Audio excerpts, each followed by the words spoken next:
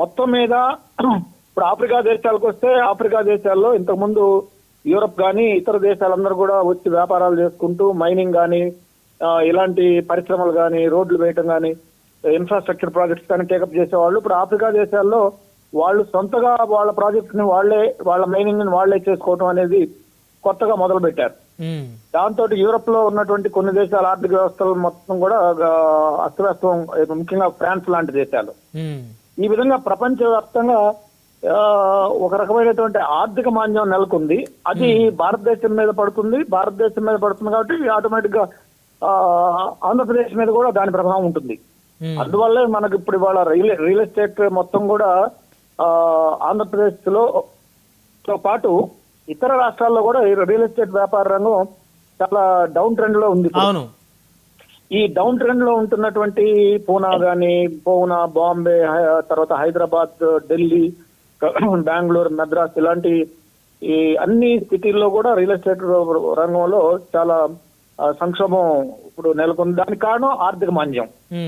IT రంగంలో వస్తున్నటువంటి మార్పులు, ఈ ప్రపంచవ్యాప్తంగా ట్రంప్ యొక్క ఆర్థిక విధానాలు, టారిఫ్స్ విధించడం కానీ, ఆఫ్రికా దేశాల్లో జరుగుతున్నటువంటి వాళ్ళ ఆర్థిక వ్యవస్థలో మా ఆర్థిక వ్యవస్థలో మేమే పనిచేసుకుంటాం, మేమే వ్యాపారాలు చేసుకుంటాం, మేమే మా ఆర్థిక కార్యకలాపాలు నియంత్రించుకుంటాం, ఇతర దేశాల ప్రమేయం లేకుండా అనేటువంటి కొత్త విధానం వచ్చింది ఇప్పుడు. దాంతో ఉంది. ఇది ఒక పెద్ద పెను సవాలు. ఇలాంటి పరిస్థితుల్లో ఏటికి ఎదురీది చంద్రబాబు నాయుడు గారి యొక్క అనుభవం అంతా కూడా రంగరించి, ఆయన మేధస్సు అంతా కూడా స్థానబట్టి, ఆయనకు ఉన్నటువంటి మంచి పలుకుబడి గాని, గౌరవం, గుర్తింపు గాని వీటన్నిటిని వాడి సంపదను సృష్టించడంలో ఆయన విజయవంతం కావాలి. ఆయనకు అవకాశాలు ఉన్నాయి. చంద్రబాబు నాయుడు గారికి అవకాశాలు ఉన్నాయి. అదే కొత్తగా వచ్చినటువంటి ముఖ్యమంత్రులకి అంత అవకాశాలు ఉండవు. కానీ చంద్రబాబు నాయుడు గారికి ఉన్నటువంటి సుదీర్ఘమైన రాజకీయ చరిత్ర, 15 సంవత్సరాలు, ఇప్పుడు ఆల్రెడీ 16 సంవత్సరాలు ముఖ్యమంత్రిగా పనిచేశారు. పరిచయాలు ఉంటాయి, అనుభవం ఉంటుంది కాబట్టి ఆటోమేటిక్ గా పెట్టుబడులను ఆకర్షించేటువంటి అవకాశం ఆయనకి ఎక్కువగా ఉంటుంది. అంటే ఈ అననుకూల పరిస్థితుల్లో ఆర్థిక వ్యవస్థని గాడిలో పెట్టేటువంటి సామర్థ్యం గాని, సత్తా గాని ఆయనకి మెరుగ్గా ఉంటుంది. కాబట్టి ఇది చంద్రబాబు నాయుడు గారి ముందున్నటువంటి ఒక పెద్ద పెను సవాలు, ఆయన ముందున్నటువంటి ఒక పెద్ద సమస్య. సో ఆయన అధిగమించగలుగుతాడనే నమ్మకం ఉంది మీకు? ఈ ప్రభుత్వం అధిగమించగలుగుతుంది ఈ సవాళ్ళని ఈ 3.5 సంవత్సరాల్లో? అధిగమించాల్సిందే. ఇది ఇప్పుడు చంద్రబాబు నాయుడు గారు ఇలాంటి ఈ పరిస్థితులన్నింటిని కూడా ఎదుర్కొని ముందుకు వెళ్లాల్సిందే, తప్పదు. ఆయనకి అవకాశాలు ఉన్నాయి. ఎందుకంటే ఆయనకు ఉన్నటువంటి అనుభవం గాని, పట్టుదల, కృషి, ఆయనకు ఉన్నటువంటి దూరదృష్టి ఇవన్నిటిని దృష్టిలో పెట్టుకుంటే ఆయన విజయవంతం అవడానికి అవకాశాలు ఉన్నాయి. అయితే రావుల కిషోర్ బాబు గారు, ఇక రిమైనింగ్ గా 2 హామీలు కూడా నెరవేర్చిస్తే ఖచ్చితంగా ఈ ప్రభుత్వం సూపర్ 6 సూపర్ హిట్ కొట్టినట్టే, అంతేనా? అంతే కదా మరి. అంతే.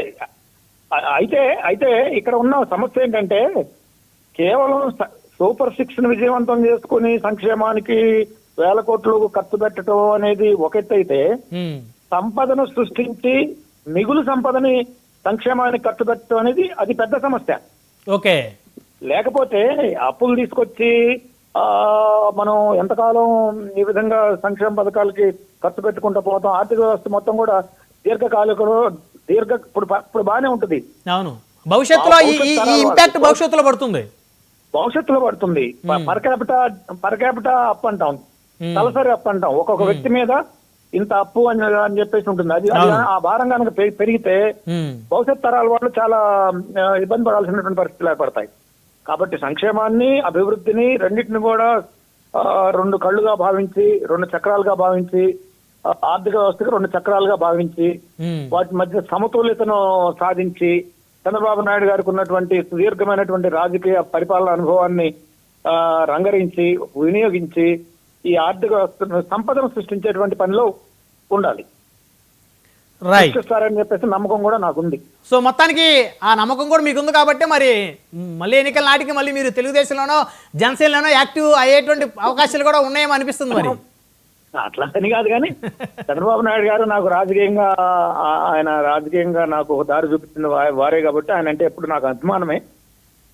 సరే, కొన్ని పరిస్థితులు, కారణాలు, వ్యక్తిగత విషయాల వల్ల పార్టీలు మారాల్సి వచ్చింది. ఏది ఏమైనప్పటికీ కూడా ఆయన పట్ల నాకు మంచి గౌరవం ఉంది, ఆయన పట్ల నమ్మకం ఉంది.